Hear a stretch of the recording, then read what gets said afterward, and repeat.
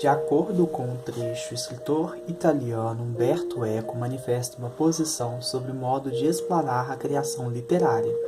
Desse modo, a partir de elementos genéricos e desse posicionamento, o autor. Novamente, eu percebo que o enunciado vai falar sobre os mecanismos, a posição que um escritor italiano vai me contar sobre a forma de criação literária. Então já tem que atinar, tem que estar atento a essa forma de explanar a criação literária. E como que vai fazer isso? A partir de quais elementos? Elementos genéricos, ou seja, já me diz um pouco sobre os elementos gerais dessa prosa, e um posicionamento, ou seja, o escritor vai ter um posicionamento em relação a um determinado assunto da criação literária. Muito bem, vamos analisar o texto. Como leitor criança, devo ter respirado um clima amavelmente sazonado, e tanto melhor. Tudo se projetava em um mundo de ontem. No fim, parecia que aqueles livros contassem todos a mesma história. Em geral, 3 ou 4 rapazolas de nobre linhagem, com os pais, sabe-se lá por quê, sempre em viagem a Lures. Chegam para ficar um tio no antigo castelo ou no estranho domínio agrícola e topam com apaixonantes e misteriosas aventuras por criptas e torreões, descobrindo em seguida um tesouro, as manobras de um intendente infiel e o documento que restitui a uma família decaída as propriedades usurpadas por um primo desleal. Gaio final, celebração da coragem dos rapazes, observações bonachonas dos tios ou dos avós sobre os perigos da temeridade, mesmo que generosa. Trecho extraído de Umberto Eco, no romance A Misteriosa Chama da Rainha Loana, editora Record, página 144.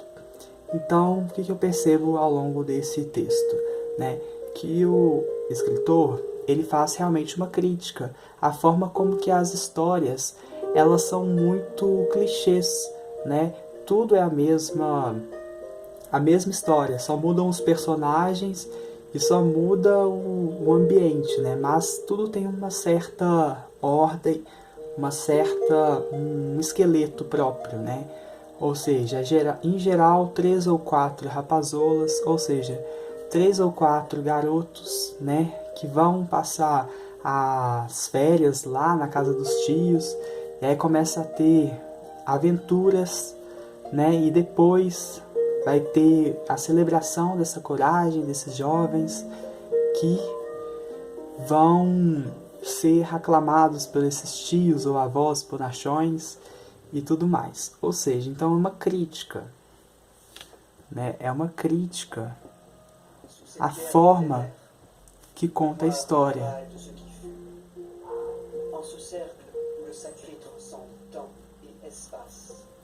A crítica à forma que conta-se uma história. Ou seja, a forma como as histórias são contadas, A forma muito pouco original, E ele coloca isso de uma forma, então, a fazer uma crítica. Muito bem. Diante disso, qual que é a resposta que vai chegar? Letra E. Critica o estilo trivial dos contos de sua infância e a ausência do inesperado. Vai ter uma crítica ao estilo trivial, ou seja, ao estilo banal, ao estilo convencional desses contos de sua infância e realmente a ausência do inesperado. Tudo é muito estruturado. No final, tudo é a mesma coisa. Então, tudo isso é inesperado.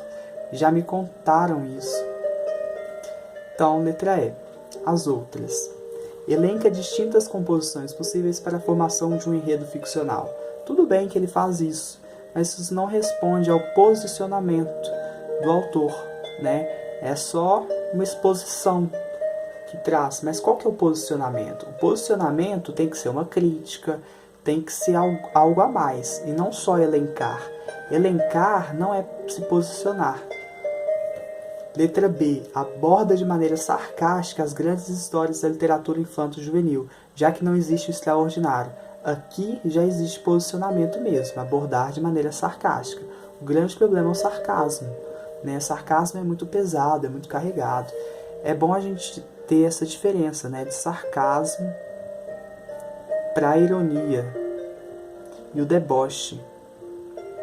O sarcasmo é muito mais pesado, né? O significado sarcástico é quando toca na ferida, seja de uma religião, seja de uma etnia, uma orientação sexual. É quando você pega no ponto-chave daquela determinada pessoa e aborda isso de uma maneira muito pesada, muito carregada. Aquele episódio do Charlie Hebdo, no início de 2015, mostrava muito bem em que pegavam as charges, né, e colocavam a figura do Maomé, que é de grande importância, né, uma figura religiosa muito importante para o islamismo, para a religião islâmica, e debochava, né, mais do que debochava, fazia uma crítica muito pesada. Quando eu toco na ferida religiosa, né, quando eu toco no cerne, no centro daquela determinada população, eu vou estar fazendo sarcasmo. O sarcasmo é o pior de todos.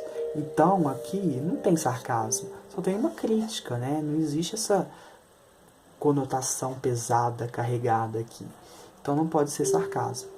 A ironia já é quando eu digo o contrário daquilo que eu quero dizer, com a intenção de fazer uma certa crítica.